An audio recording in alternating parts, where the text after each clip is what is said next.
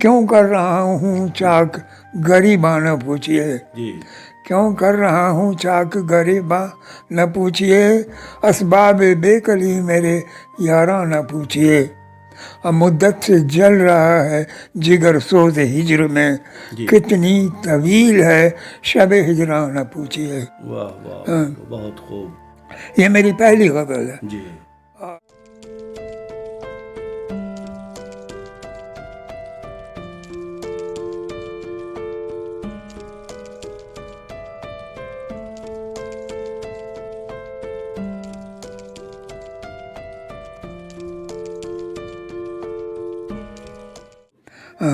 रफ्ता रफ्ता जिंदगी की शाम धुंधलाती गई, रफ्ता रफ्ता जिंदगी की शाम धुंधला धुंधलाती गई और मुफलिसी ये जिस्म दीमक की तरह खाती गई।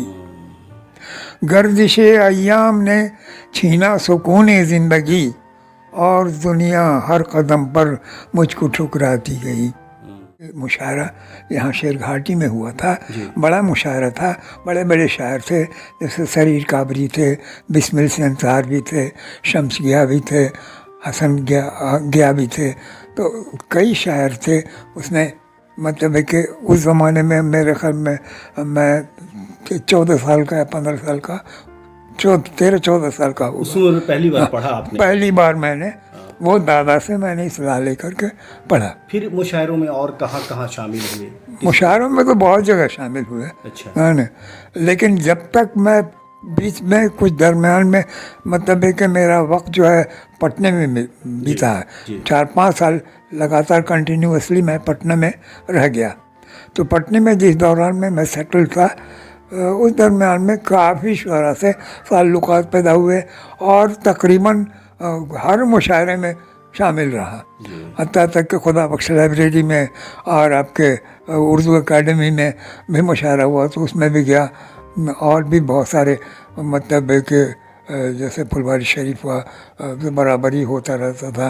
पटना सिटी में मुशायरा हुआ, बस में फिर बस में राही गया में मुशायरा हुआ कंटिन्यूस। आप देख रहे हैं बिहार आजकल और मैं हूं इमरान अली। आज हमारे साथ बातचीत करने के लिए हैं शेरघाटी के मशहूर शायर मंजर शेरघाटवी। मंजर शेरघाटवी साहब की 2 किताबें आ चुकी हैं मंजर आम पर। ये सबसे पहले 2007 में ये आई थी मंजर पस मंजर, और उसके बाद अभी हाल के दिनों में आई है बुक्कलमू। ये 2 किताबें हैं। तो एक वक्फ़ा हुआ 12-13 साल के बाद फिर बुक्कलमू इनकी किताबें आई। तो इस नई जो मजमुआ है ये गज़ल की, तो इसको लेकर मैं इनसे बातचीत करना चाहता हूं कि अभी जो हाल के दिनों में इनकी किताब आई है, ये सारी चीज़ें, इन चीज़ों का सफ़र कैसे तय हुआ। आपका इस्तकबाल है बिहार आजकल में। शुक्रिया जनाब। व्यूअर्स, मंजर शेरघाटवी साहब, इनके बारे में आपको इनका तारुफ़ करा दूं कि ये शेरघाटी के शुमाली मोहल्ले के बाशिंदा हैं और इनका घराना इल्मी घराना रहा है। इनके दादा जो हैं वो कोठी कुंडा स्टेट में मैनेजर थे। वालिद जो हैं वो ब्रिटिश गवर्नमेंट में, इनके वालिद पुलिस इंस्पेक्टर थे और वालदा इनकी भी गवर्नमेंट टीचर थीं। लेकिन उनके बाद जो इनकी ज़िंदगी रही वो काफ़ी जद्दोजहद की रही। इनके किताबों, इनके अशार से मालूम होता है। हम शुरू करते हैं सबसे पहले अभी जो इनकी हाल में किताब आई है बुक्कलमू, इसको लेकर। सर, ये दोनों किताब का सफ़र कैसा रहा आपका? 2 किताबें आपकी आ गई। कई बार फ़नकारों के लिए ये ख्वाब रह जाता है, लेकिन आपके ये ख्वाब पूरे हुए। क्या कहेंगे आप इस अपनी हाल की किताब और पहले की किताब को लेकर? देखिए, किताब लिखने का शौक़ तो हमको बहुत पहले से था कि भाई मेरी भी कोई किताब शाया हो और मैं इस लायक रहूँ कि भाई कुछ अपने ख़यालात लोगों के दरमियान पेश कर सकूँ। तो मैंने बहुत कोशिश करके पहली किताब में मेरी मुआवनत मेरे भांजे ने की, जिसकी वजह से मैं इस किताब को छपवाने के लायक हो सका। और दूसरी किताब में ऐसा भी कहिए कि वो भी एक भांजे थे जिन्होंने मेरी मदद की। वो उन्होंने मुझे दिया कुछ اپنے طرف سے اخراجات کے لیے خرچ، تو اس پیسے سے میں نے جو ہے کتاب دوسری چھپوا لی، جی اور جو کتاب چھپوائی ہے دوسری وہ آپ کے سامنے ہے۔ جی۔ تو یہ شاعری کا جو شوق رہا آپ میں آیا، تو آپ کے خاندان میں کوئی شاعر رہے یا پھر آپ کی دلچسپی الگ سے اس میں ہوئی؟ تو یہ کب سے آپ میں شاعری کی دلچسپی شروع ہوئی؟ دیکھیے، شاعری کی دلچسپی جب سے شروع ہوئی ہے وہ دور اسٹوڈنٹ لائف تھا، جی اسکول کا لائف تھا۔ بہت چھوٹی عمر میں میں نے مطلب جب 8th 9th کلاس میں پڑھ رہا تھا، اس درمیان میں میرے والد صاحب کے تعلقات کچھ شاعروں سے تھے، اور کچھ شاعر اکثر و بیشتر میرے گھر پہ آیا کرتے تھے، اور 1 دن 2 دن 4 دن رہتے تھے بھی، تو شعر و شاعری کا دور چلتا تھا، تو میں بہت شوق سے سنتا تھا، اور ان کے درمیان میں جا کے چپ چاپ کھڑا رہتا تھا، سنتا رہتا تھا۔ اس میں ایک ہمارے رشتہ دار بھی تھے شاعر، شمس گیابی، اچھا، تو جنہیں حمزاد بہادر کے نام سے بھی جانا جاتا ہے۔ ان کے بارے میں کہتے ہیں کہ یہ سراج صاحب شمسی کے دادا تھے۔ ہاں، دادا، جی، ہاں، تو ان وہ سے آپ کے رشتہ دار بھی تھے؟ وہی رشتہ دار، سراج صاحب بھی رشتہ دار ہی رہے، تو وہ بھی رشتہ دار تھے، تو وہ دادا کہلاتے تھے، اور ہم لوگ زیادہ کلوز تھے دادا سے، قریب جا کر کے میں نے کہا کہ دادا میں بھی کچھ لکھنا چاہتا ہوں، تو انہوں نے کہا کہ ٹھیک ہے بیٹے لکھو، تو میں نے ایک غزل تیار کی جس کی اصلاح، سب سے پہلی اصلاح جو ہے میرے دادا نے کی، جی جی، اور وہ غزل کے چند اشعار اگر آپ کہیں تو 1-2 اشعار میرے ذہن میں ہے جو میں کہہ دوں۔ کیوں کر رہا ہوں چاک غریباں نہ پوچھئے، کیوں کر رہا ہوں چاک غریباں نہ پوچھئے، اسباب بے کلی میرے یاراں نہ پوچھئے، اب مدت سے جل رہا ہے جگر سوز ہجر میں، کتنی طویل ہے شب ہجراں نہ پوچھئے۔ واہ واہ، بہت خوب۔ یہ میری پہلی غزل ہے، جی، اور بس سمجھیے کہ 1-2 غزل کہنے کے بعد مکمل سناٹا ہو گیا، اور لگ بھگ 25-30 سال تک میں نے کچھ نہیں کہا۔ اچھا، اس کے بعد پھر اجاگر ہوا۔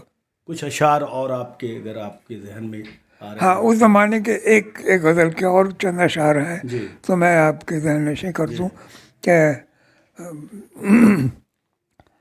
زندگی کا فریب کھانے دو، زندگی کا فریب کھانے دو، اشک حسرت تو بھی بہانے دو، اشک حسرت تو بھی بساں بہانے دو، اور چند لمحوں کی زندگانی میں 2 گھڑی ہی تو مسکرانے دو۔ کیا بات، بہت خوب۔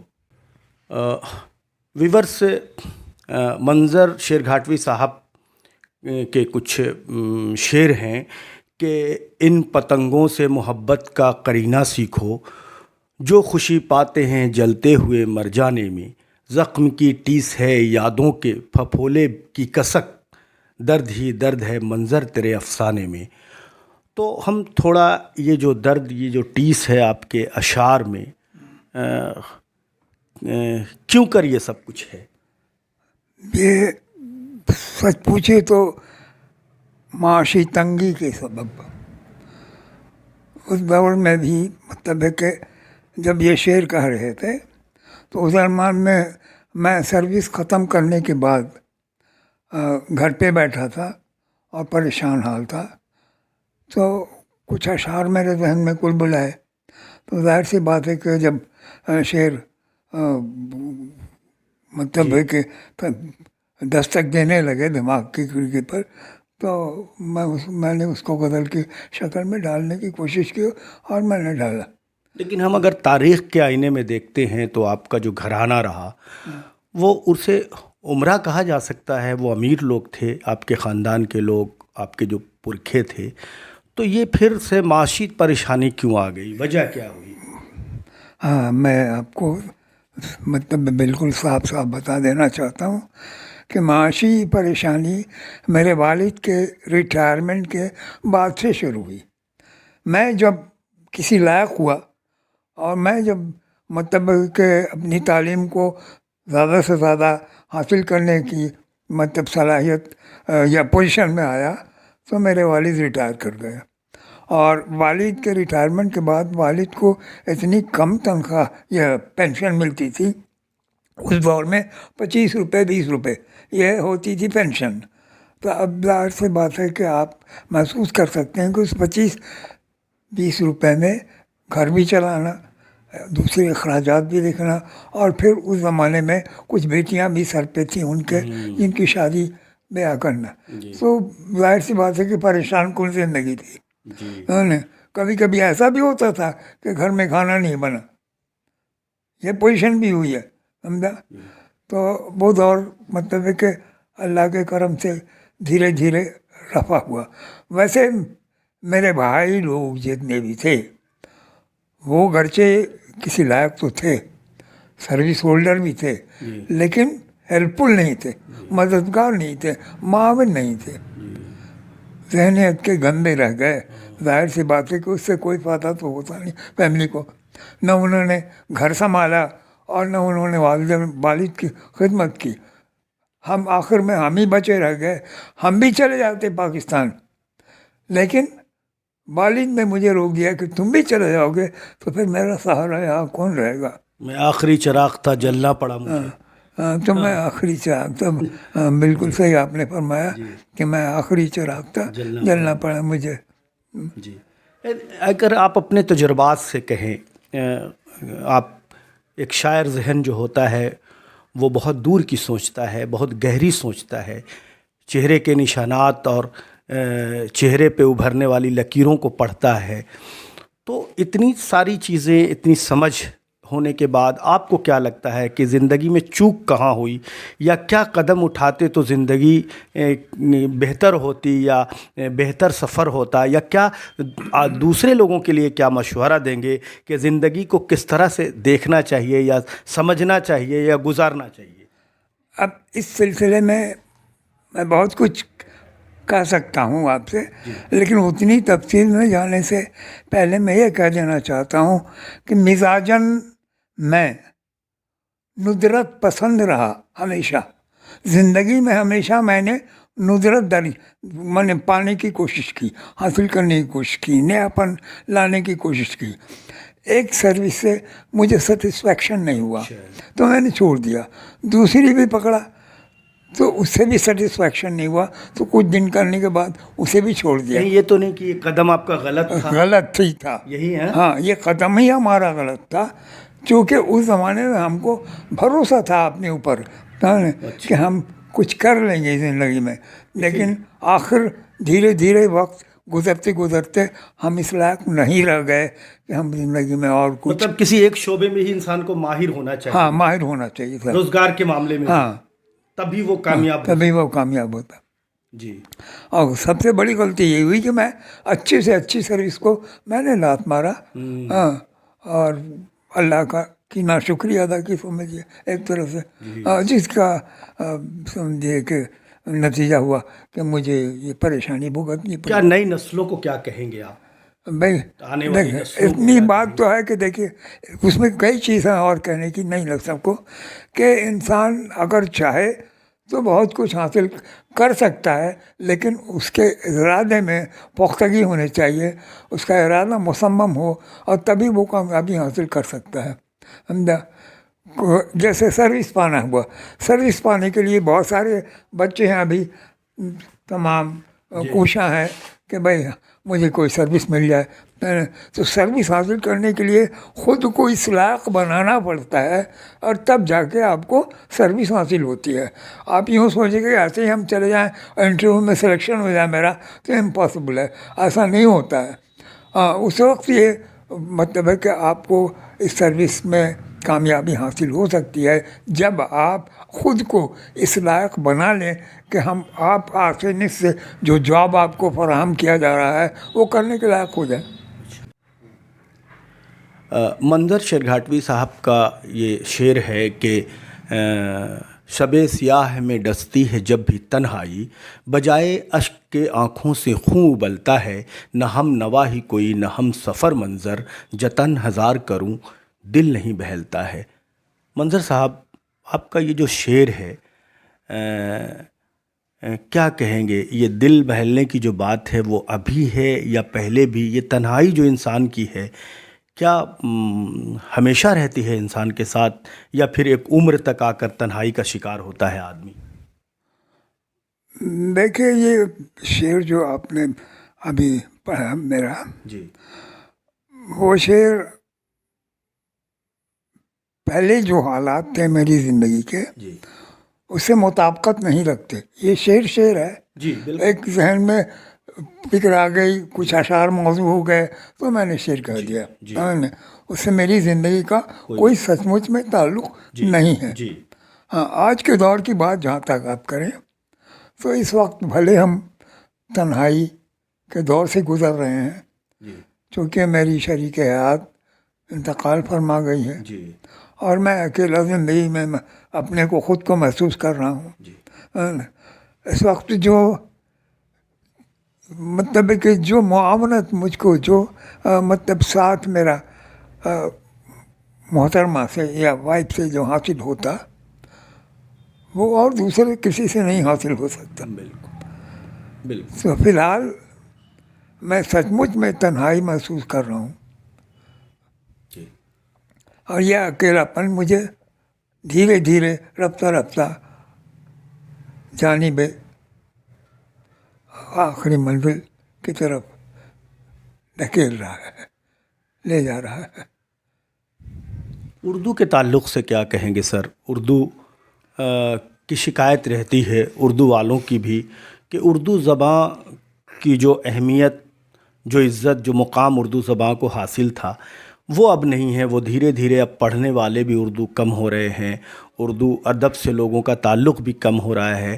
کیا وجہ مانتے ہیں آپ اس کی؟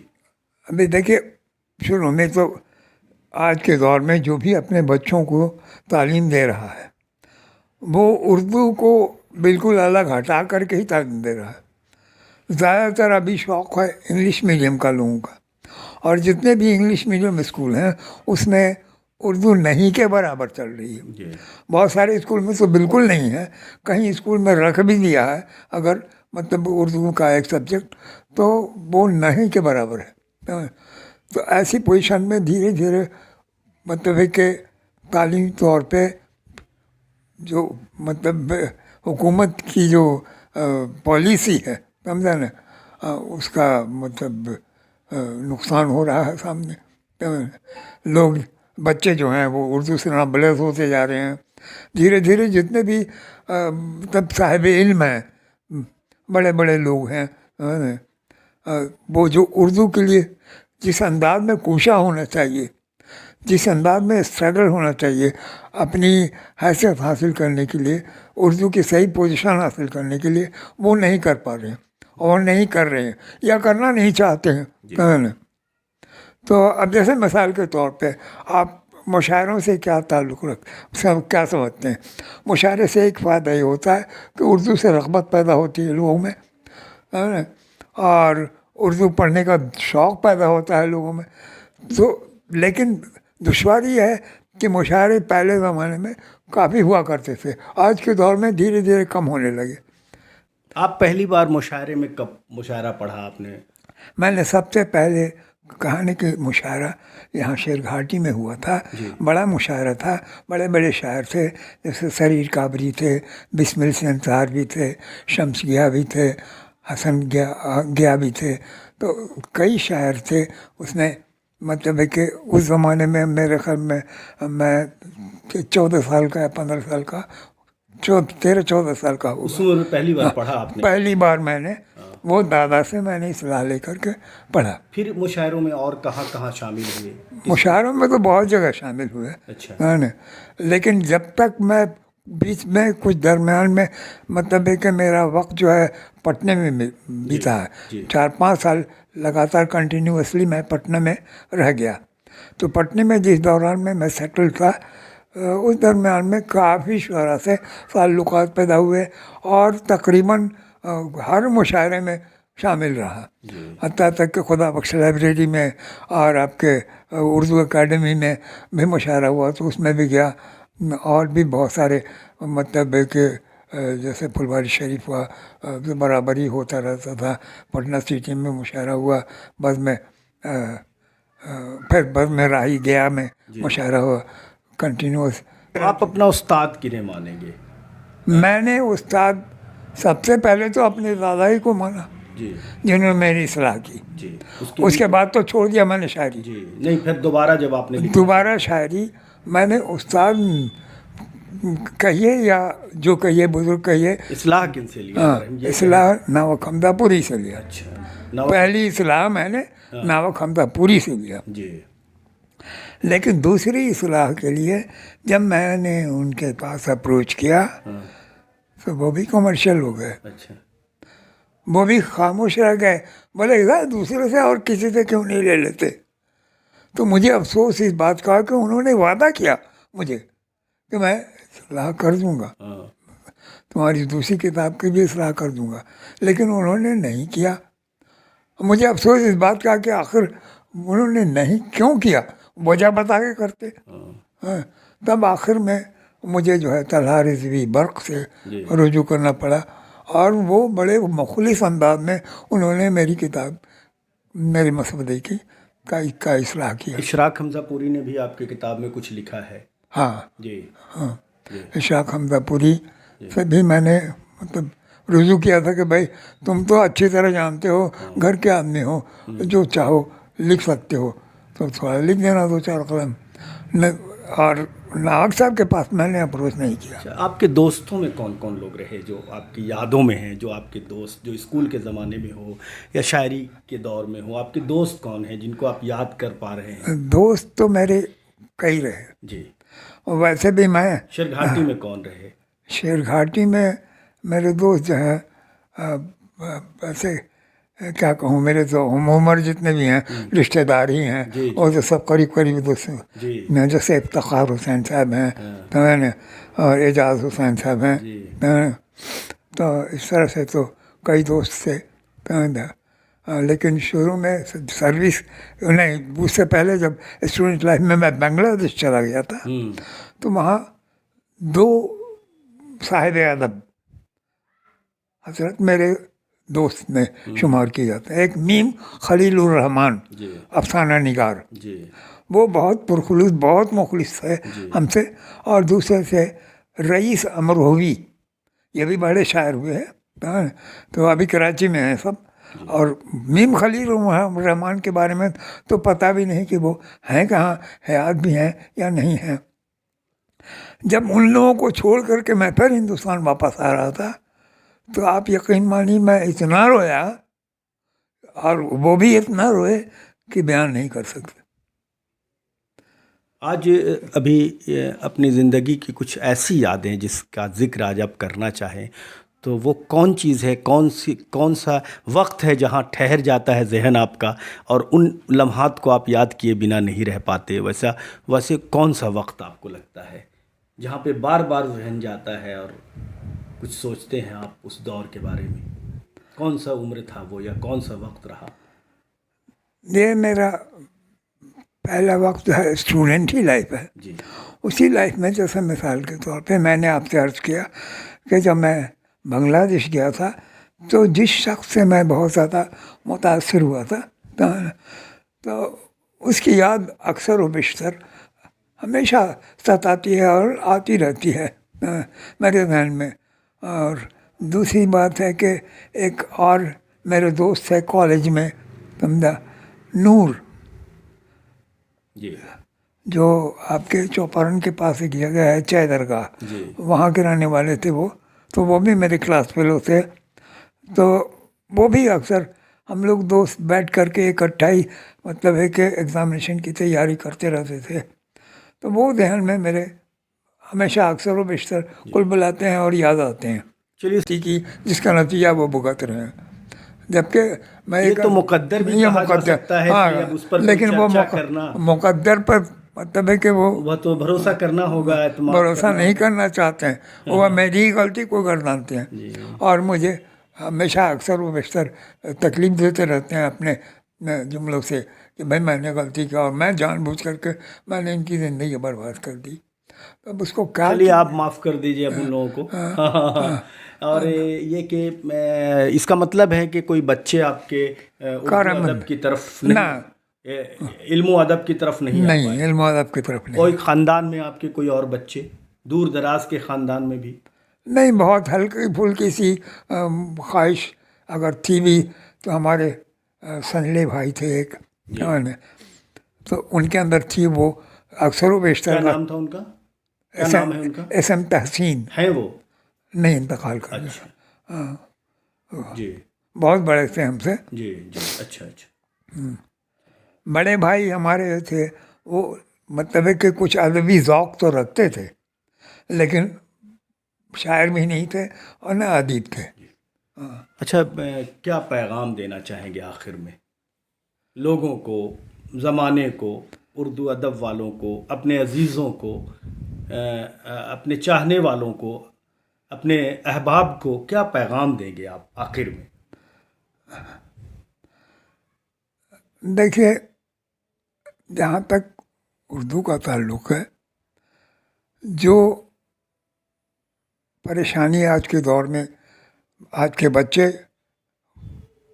بچوں کو ہو رہی ہے کہ وہ اردو صحیح طور پہ سیکھ نہیں پا رہے ہیں، تو میں ان کے گارجین سے یہی کہوں گا یا گزارش کروں گا کہ وہ اپنے بچوں کو اردو کی تعلیم دلائیں، چونکہ اردو ہی ایک ایسی زبان ہے جس سے آپ تہذیب و تمدن آپ کے جو ہے واضح ہوتے ہیں. ہاں، اور اپنی مطلب تہذیب آپ کی کیا ہے وہ آپ بتا سکتے ہیں. جیسے مثال کے طور پہ ایک شعر ہے میرا، 2-4 شعر ہے بلکہ آپ سن لیجیے کہ رفتہ رفتہ زندگی کی شام دھندلاتی گئی، رفتہ رفتہ زندگی کی شام دھندلاتی گئی، اور مفلسی یہ جسم دیمک کی طرح کھاتی گئی. گردش ایام نے چھینا سکون زندگی، اور دنیا ہر قدم پر مجھ کو ٹھکراتی گئی. اور ہر قدم پر مجھ کو ٹھکراتی گئی. جی. چھوڑ کر تہذیب اپنی غیر کی تقلید کی، چھوڑ کر تہذیب اپنی غیر کی تقلید کی، اور جسم کی عریانیت ہم سب کو بہکاتی گئی. جسم کی عریانیت ہم سب کو بہکاتی گئی. ظاہر سی بات ہے کہ ذہن جو ہے ہم لوگوں کا دوسری طرف ہو گیا ہے، انگلش کی طرف ہے دھیان، مغرب کی طرف رجوع ہے، سمجھا. تو ایسی حالت میں اب سچ پوچھیے تو ابھی تھوڑا بہت جو بھی خدمت اردو کی کر رہے ہیں وہ مدرسے والے ہیں جو کہ اپنے بچوں کو اردو کی تعلیم دیتے ہیں. ہاں، یا اردو دان جو پیدا بھی ہو رہے ہیں وہ تقریباً مدرسوں سے فارغ ہونے کے بعد ہی پیدا ہو رہے ہیں. تو مدرسوں کو قائم رہنا اور بچانا وہ بہت ضروری ہے. اور یہ ہے کہ آپ اسٹرگل کیجیے، اپنا حق حاصل کیجیے گورنمنٹ سے، سرکاری طور پہ جو ہے آپ اپنا حق حاصل کیجیے کہ بھائی میری زبان کو آپ نے جب دوسرا نمبر درجہ دیا ہے تو پھر اس کو اسی حساب سے اس کی معاملت کیجیے، اس کو بچانے کی کوشش کیا ہے. شکریہ سر ہم سے بات چیت کرنے کے لیے. بہت شکریہ، آپ نے میری مطلب مجھے اس لائق سمجھا کہ میں آپ کو انٹرویو دے سکوں. ویسے میں ایک حقیر انسان ہوں، میرے اندر کچھ نہیں ہے. میں ایک بہت بڑا شاعر بھی نہیں ہوں، اس لیے کہ بذات استاد نے میرے بارے میں جو اپنا نظریہ پیش کیا ہے ان کے کہنے کے مطابق میں ایک وہبی شاعر ہوں. مطلب ہے کہ اللہ کی طرف سے ایک رجحان پیدا کیا گیا میرے ذہن میں، اور میں اسی کی مدد سے قدرتی انعام ہے. ہاں، قدرتی طور پہ میں شعر و شاعری کرتا ہوں. میں نے کہیں وزن سیکھا نہیں، کچھ بھی نہیں. 2 شبد گنگناتا ہوں اور پھر اسی سے وزن پیدا کر لیتا ہوں، اور ہم کو انشاءاللہ کامیابی بھی ہوتی ہے. کبھی محسوس نہیں ہوا کہ بھئی میرے اشعار بے وزن ہوں. बस इसके अलावा और क्या कर सकते हैं. बहुत शुक्रिया सर. जी, तो व्यूअर्स, आप सुन रहे थे हमारी बातचीत. मंदर शेरघाटवी बुज़ुर्ग शायर हैं, अपने ज़िंदगी के बहुत सारे तजुर्बात और बहुत सारी यादों को हमारे साथ साझा कर रहे थे. व्यूअर्स, हमसे जुड़ने के लिए बहुत बहुत शुक्रिया.